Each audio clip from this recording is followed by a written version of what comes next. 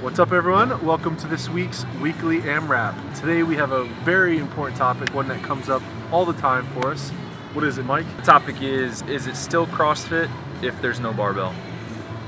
So CrossFit is high intensity, constantly varied functional movement. Kind of by definition, if all we do is barbell, we're no longer constantly varied, right? So yeah, people ask all the time, like, what is CrossFit? Does it have to have a barbell? You know, like if I show up and it's just running, like why is that CrossFit? You know, and yesterday is a great example. We did 200 meter repeats, 300 meter repeats, and 400 meter repeats. And I do CrossFit all the time. A lot of people would probably tell me that, you know, I'm one of the fitter people in this gym, and I absolutely got my ass handed to me. So I was being chased down by one of our ladies and honestly had to work my hardest to beat her, right? So it's like, if that didn't make me fitter, if that wasn't constantly varied and that wasn't high intensity, then, you know, I don't know what CrossFit is, because that was it. You know, I was not prepared for that. There was no barbell in sight, and it was challenging, and it kicked my butt, and I loved it. And that's why I take our classes, and it was a WOD class, and that's why I take our classes, because it's anything, any movement at any given day, any given time, and it was great. Our WOD classes are focusing on general wellness, overall wellness. If you're holding a barbell every single time, then you're kind of working on strength all the time, right? But we want to expose all of your weaknesses, make you a well-rounded athlete, work on your general physical preparedness. So the WOD classes are really focused on your overall well-being, your overall fitness, and they have to be constantly varied and always different to make that happen.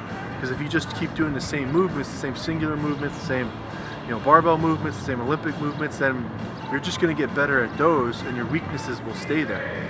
And so it's important to just have that well-rounded workout in there. If you don't want to come in for, let's say it's a rowing day or a burpees and rowing or anything like pull-ups, like some kind of gymnastics movement, if you don't want to come in, it's likely that that's exactly what you need, and now you're totally avoiding it, therefore making that weakness more of a weakness and just feeding your strength.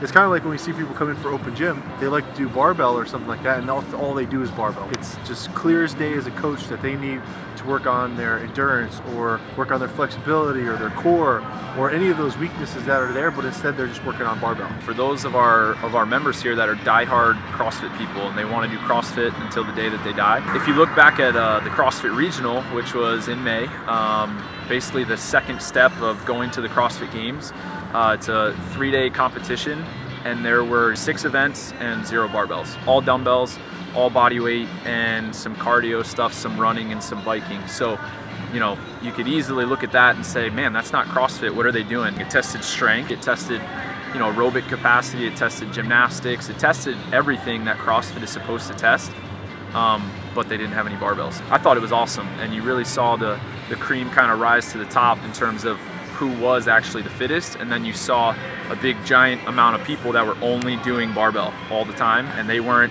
nearly as fit as the people who are testing a general, broad, inclusive type of fitness, you know, including dumbbells and kettlebells and getting outside and, you know, doing all sorts of other stuff other than barbells. But yeah, that's like a problem now, because like as CrossFit's become more mainstream, people start to think of it as being just barbell, just these heavy deadlifts, just these power cleans, when it's actually supposed to be the well-rounded, focus on all the 10 elements of fitness, not just strength. One of the best examples that I can use is you look at CrossFit.com, the site that's been programming CrossFit WOD since I think 2002 or 2003. And if you analyze their programming, the most frequently programmed workout is a 5K run. And then outside of that, there's a lot of, you know, couplets and triplets, 2 movements, 3 movements. Some of them will incorporate barbells, but every once in a while it's nothing but gymnastics. Every once in a while it's nothing but running. And then, you know, when there is a strength or a weightlifting in there, it could be anything from a medicine ball to a dumbbell to a kettlebell. You know, I don't know the exact numbers as to how many is exactly that has barbells in it only, but it's not a giant percentage. So CrossFit.com has really taught us the way in terms of making people fitter, and they're not always using barbells either. So I'm Coach Ben, this is Coach Mike. I hope you found this useful for you today, talking about CrossFit and barbells. Do you just need barbells? And make sure to subscribe to the video below, and if you liked it, and give us a share. All right?